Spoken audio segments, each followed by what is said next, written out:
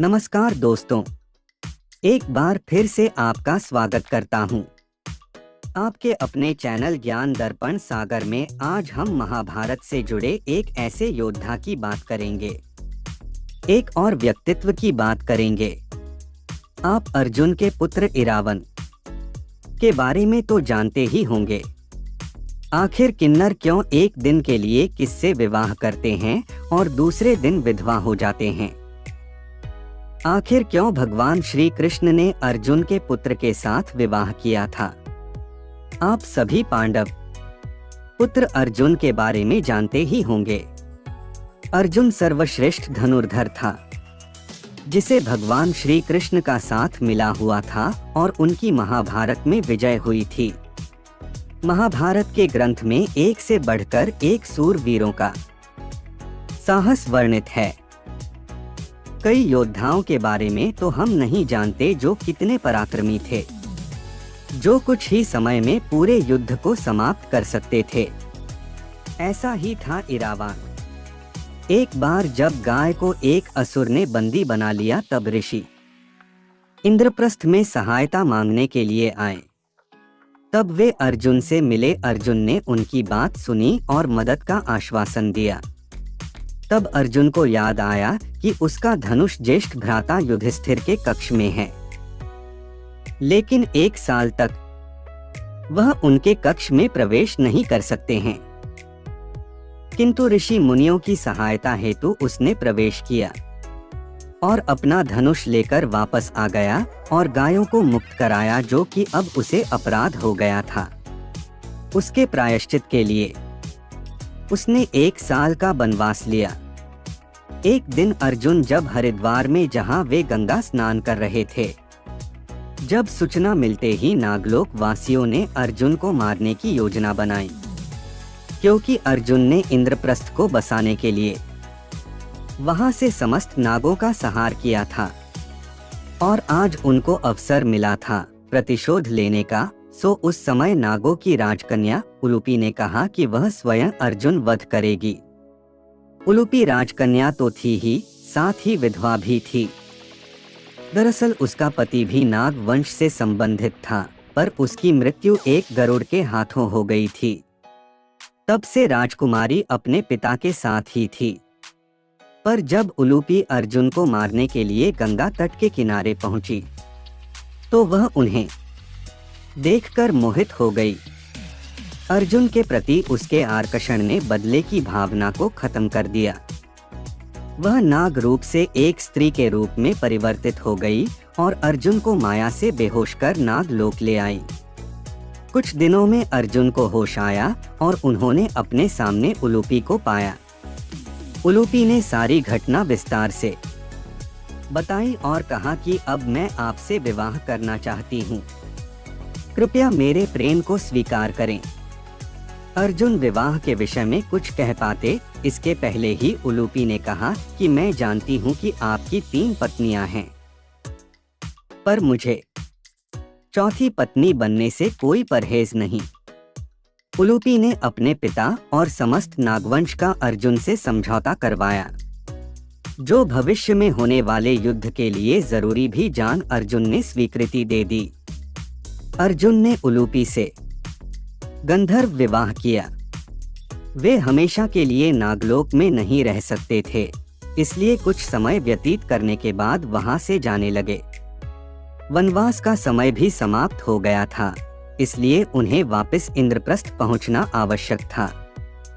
उलूपी ने अर्जुन को नहीं रोका, पर जाने से पहले उन्हें सूचना दी कि वह अर्जुन की संतान को जन्म देने वाली है। इसके साथ ही अर्जुन को वरदान दिया कि जल युद्ध में आप कभी पराजित नहीं हो सकते। अर्जुन ने उलूपी से विदा ली और इंद्रप्रस्थ आ गए। दूसरी ओर उलूपी ने इरावन नाम के पुत्र को जन्म दिया। इरावन का पालन पोषण नागकुल में ही हुआ। वे बड़े वीर और मायावी भी थे और अर्जुन की ही भांति सुंदर और मुख पर तेज था, और महाभारत युद्ध के समय अपनी माता उलूपी की आज्ञा से युद्ध करने पहुंचे थे। महाभारत युद्ध से पहले विजय प्राप्त करने हेतु देवी के अनुष्ठान के लिए एक नरबलि देने की आवश्यकता थी, परंतु ऐसे व्यक्ति की बलि दी जा सकती थी जिसमें 32 नैतिक गुण हो, और संपूर्ण गुणों वाले केवल 3 ही व्यक्ति थे, कृष्ण, अर्जुन और इरावन। कृष्ण तो स्वयं भगवान थे, वही अर्जुन की बलि से युद्ध हार जाते तो बचे इरावन। इरावन ने स्वयं को सहर्ष बलि के लिए प्रस्तुत किया, परंतु उनकी इच्छा युद्ध भूमि में वीर गति प्राप्त करने की थी और साथ ही उन्होंने विवाह करने की इच्छा जताई, क्योंकि वे विवाहित वीर गति को प्राप्त होना चाहते थे ताकि कोई उनके शव पर रोने वाली प्रियतमा भी हो। अब पांडवों के सामने मुश्किल थी कि जिस व्यक्ति की मौत होनी है उससे कैसे कोई पिता अपनी बेटी की शादी कर सकता था। पांडवों के सामने दुविधा थी कि किस नारी को इरावन से शादी के लिए राजी किया जाए। तब भगवान कृष्ण ने उनकी इच्छा पूरी करने के लिए मोहिनी रूप धारण कर राजकुमार इरावन से विवाह किया और उनके साथ एक रात भी बिताई। इरावन की ये इच्छा पूरी की। इसी कारण दक्षिण भारत में आज भी किन्नर इरावन को अपना एक दिन का पति मानकर उनसे विवाह करते हैं। क्योंकि श्री कृष्णा भी पुरुष से स्त्री बने थे, तो किन्नर अपने आप को उस एक दिन मोहिनी मान इरावन को पूजती है। अब बारी आती है बलि की, तो श्री कृष्णा के कहे अनुसार इरावन अपने शरीर को 32 हिस्सों में काटकर देवी काली को अर्पित करता है। इस बलि से देवी काली अवतरित होती है और उनके साथ इरावन शरीर वापस आ जाते हैं और देवी काली उन्हें विजयी होने का आशीर्वाद देती हैं। महाभारत के युद्ध के 7वें दिन इरावान का अवंती के राजकुमार विंद और अनुविंद से अत्यंत भयंकर युद्ध हुआ। इरावान ने दोनों भाइयों से एक साथ युद्ध करते हुए अपने पराक्रम से दोनों को पराजित कर दिया और फिर कौरव सेना का संहार आरंभ कर दिया, जिससे कौरवों की घुड़सवार सेना नष्ट हो गई और साथ ही शकुनी के 6 पुत्रों को भी यमलोक भेज दिया। यह देख दुर्योधन भयभीत हो उठा और वह भागा हुआ राक्षस ऋष्यशृंग के पुत्र अलम्बुश के पास गया, जो पूर्व काल में किए गए बकासुर वध के कारण भीमसेन का शत्रु बन बैठा था। और अलम्बुश और इरावन का अनेक प्रकार से घोर मायावी युद्ध हुआ। अलम्बुश राक्षस का इरावन जो अंग काटता वह पुनः नए सिरे से उत्पन्न हो जाता था। युद्धस्थल में अपने शत्रु को प्रबल हुआ देख उस राक्षस ने अत्यंत भयंकर एवं विशाल रूप धारण करके अर्जुन के वीर एवं यशस्वी पुत्र इरावान को बंदी बनाने का प्रयत्न आरंभ किया। उस दुरात्मा राक्षस की माया देखकर क्रोध में भरे हुए इरावान ने भी माया का प्रयोग आरंभ किया। उसी समय नागलोक के नागराज की सेना भी अपने युवराज इरावान की सहायता के लिए वहां आ पहुंची। तब उस राक्षस अलम्बुश ने गरुड़ का रूप धारण कर समस्त नागों को भक्षण करना आरंभ किया और देखते ही देखते उस राक्षस ने सब नागों का भक्षण कर लिया।